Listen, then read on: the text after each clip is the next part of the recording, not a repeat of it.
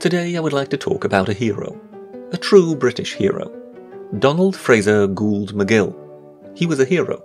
Not one of your blood and guts heroes bestriding a battlefield, but a quiet hero. A gentle hero who did his bit in the face of adversity. He was born on the 28th of January 1875. Early on in life, Donald McGill lost a foot in a school rugby accident. Either that was a historic match of school rugby, or more likely, it was just darnably bad luck. But being a one-footed youth in the late 19th century was not the best way of guaranteeing a career. Yet at first he managed to present a background of solid respectability. His best friend was Campbell Richard Hone, who went on to become Bishop of Wakefield, whereas he became a naval draftsman. But then in 1904, everything changed. A nephew of McGill's spent some time in hospital. To cheer the boy up, McGill made up a little card. The illustration featured a man up to his neck in a frozen pond. The caption read, "Hope you get out." The card proved such a hit, it was sent on to a publisher who immediately commissioned McGill for further work. And so Donald McGill became, quite by accident, a designer of postcards. His cards became iconic examples of a particular brand of British humour. McGill particularly revelled in the double entendre. This was a time before emails, mobile phones and much other modern communication. So too was it a time before international travel for the masses. People went to seaside towns for the weekend or their holidays, and from there contacted their friends and loved ones with postcards. It was quite a market, but the British holidaymaker had a penchant for sending humorous postcards. That was where our friend Donald McGill came in.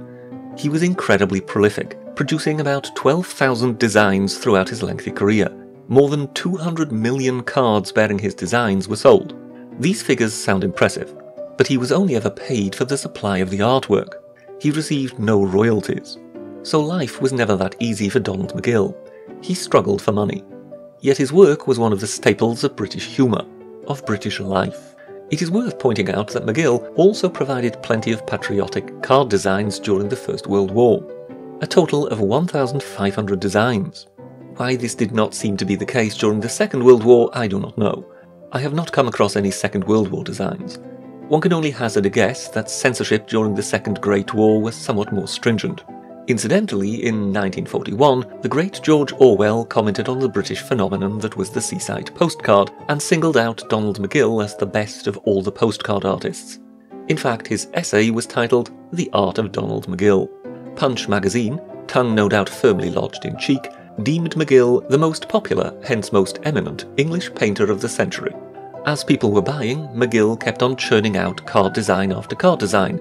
But then came the 1950s. The 1950s were not kind to Donald McGill.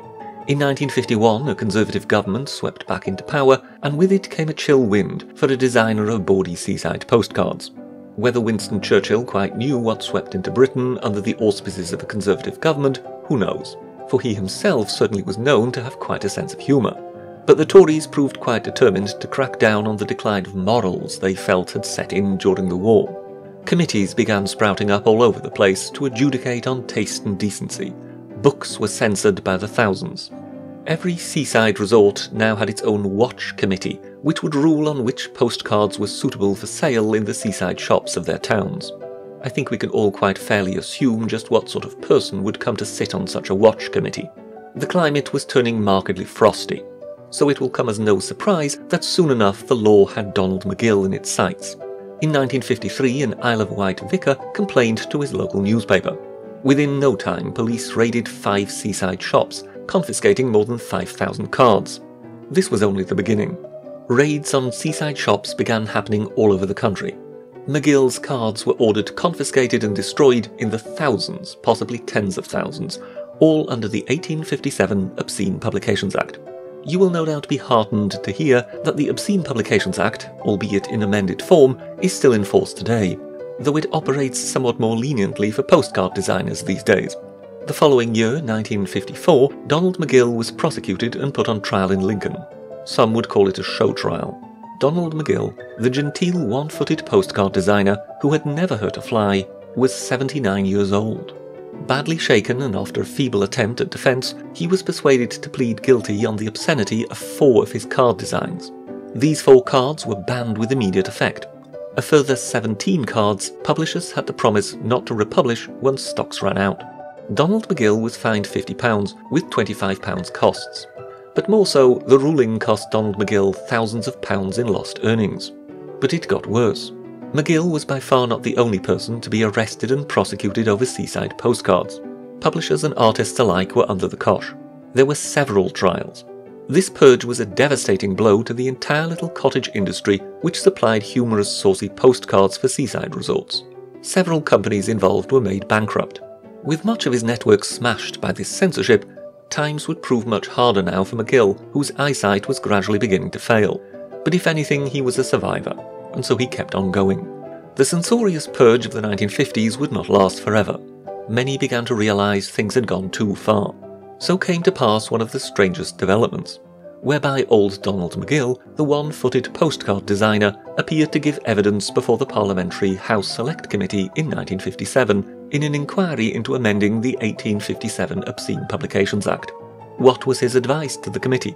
That a national regime of censorship would be open to the vagaries of individual interpretation. Now, does his advice not sound awfully familiar in 2019? Donald McGill died in 1962. Tellingly, all his designs for the 1963 season were already prepared. His entire estate amounted to no more than £735, which I believe amounts to about £14,500 in today's money. He was buried in Streatham Park Cemetery in an unmarked grave. But Donald McGill, the great Donald McGill, had the last laugh. His work is nowadays regarded as a staple of 20th century British culture. Collectors of his work abound. Some of his original artwork is now selling for as much as £1,700 to £2,500 at auctions and in galleries. So, dear listener, there are all sorts of heroes. Heroes do not always win, but they are there in the fight. The good fight. They fight for our way of life. That is where Donald McGill was to be found, in his own inimitable way. 12,000 designs and 200 million copies later, with small-minded, bigoted censors come and gone, Donald McGill was to be the king of the saucy seaside postcard forevermore. Better yet, on the Isle of Wight, the very island where that troublesome vicar took offence and launched the avalanche of moral outrage which would befall the artist, there now is a small museum dedicated to none other than Donald Fraser Gould McGill. That is all from the Cyberpass for now. Thank you very much, and goodbye.